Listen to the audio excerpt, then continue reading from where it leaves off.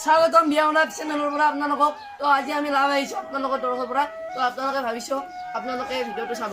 তো আমাৰ লগত আছে যোৱাকালি দিয়া মেট্ৰিক পৰীক্ষাৰ ৰিজাল্টসমূহ। তো আমাৰ অসমৰ ভিতৰত সৰ্বশ্ৰেষ্ঠ নম্বৰ পাইছিল 4জনে। তো 4জনকে আমি লৈ আনিছোঁ আমাৰ অতিথি হিচাপে। তো আমাৰ মঞ্চ আছে আৰমান আলী, নমস্কাৰ। আমাৰ লগত আছে সাধু আলী, নমস্কাৰ। আমাৰ লগত আছে আশিকুল আলী, নমস্কাৰ। আমাৰ লগত আছে ৰাহুল আলী। তো আপুনি যে এই 31% পালে, আপুনি কেনেকৈ পালে? মানে আর কি করবি আর দুখে মানুষ লাম নহয় আর না আর সাথীও ল্যাম যেন নাই এই আর রাতি যেতি আর বরষুণ সরিব না তোর পানি এই পহরত বিজুলী চেরামণিত তাতে আর প্রশ্নোত্তর মুখস্থ করে যাও।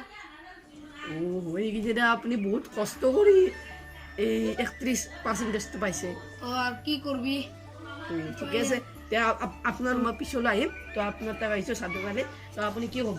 আপুনি যে এই সময়ত আপুনি এই 30% যি পাইছে, আপুনি ইমান পাৰ্চেণ্টেজ পালে, বহুত পাইছে।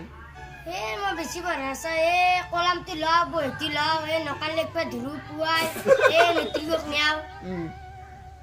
মেট্ৰিকক নিয়া নেকি? নকাল যি মেট্ৰিকক নিয়া আপুনি, এতিয়া মাষ্টাৰ গম নাপায় নেকি নকাল যি নিয়া? ছাৰ পাত্তাই নাপায়। আপোনাৰ দিমাগ ঠিকে আছে দে। আপুনি তাৰ আৰু আহিছোঁ আছে পুৰণিয়ান। আপোনাৰ তাক মই পিছত আহিছোঁ। আপুনি যে 29 নম্বৰটো যি পালে, আপুনি কেনেকৈ পালে? মই বেছি পঢ়া নাচাওঁ, এই মাত্ৰ ডাউৰি কৈছিল মই সেইখিনিয়ে কৰোঁ।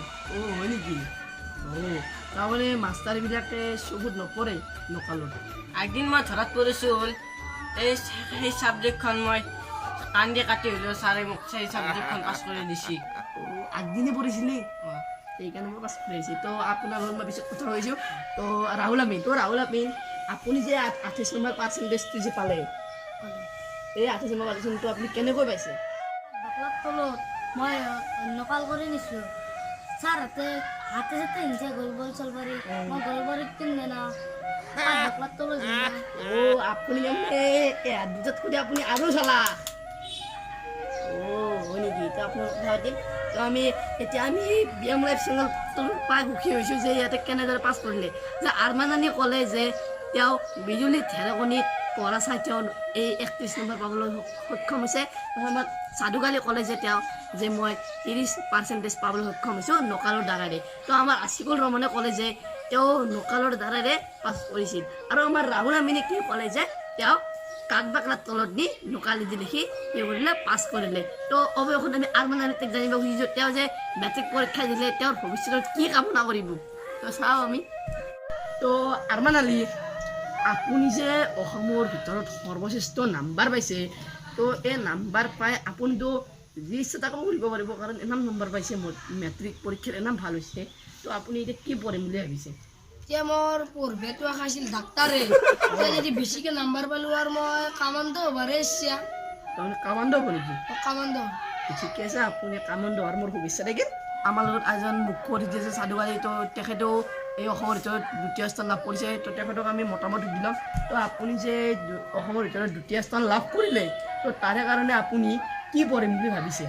মই ইঞ্জিনিয়াৰ হ'ম বুলি ভাবিছিলোঁ। অসমৰ ভিতৰত যদি বেছি নম্বৰ পাৰোঁ এতিয়া আছাম পুলিচ হ'ম। তো ঠিকে আছে, আপোনাৰ আছাম পুলিচৰ কাৰণে মোৰ শুভেচ্ছা থাকিল।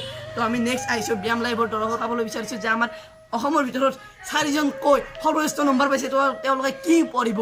এজনে কৈছে মই কামাণ্ড পঢ়িম, এজনে কৈছে মই আছাম পুলিচ হ'ম, আৰু এজনে কি কয় আমি শুনি লওঁ।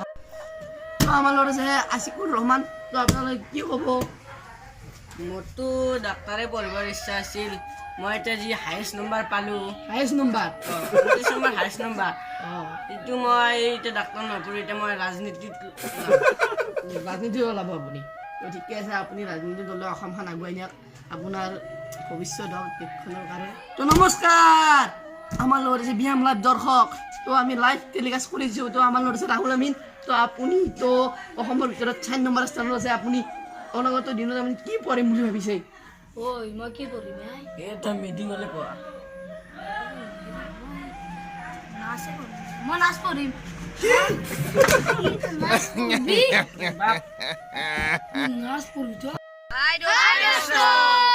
ভিডিঅ'টো চাই ভাল লাগিলে লাইক এণ্ড ছাবস্ক্ৰাইব লগতে শ্বেয়াৰ কৰিবলৈ নাপাহৰিব। সৰু চলি লৈ ভিডিঅ'টো কৰিছোঁ, আপোনালোকে যদি ভাল পায় তেনেহ'লে শ্বেয়াৰ কৰি দিব, লগতে আমাক অলপ আগুৱাই যোৱাত সহায় কৰিব। জয় আই অসম। জয় আই অসম।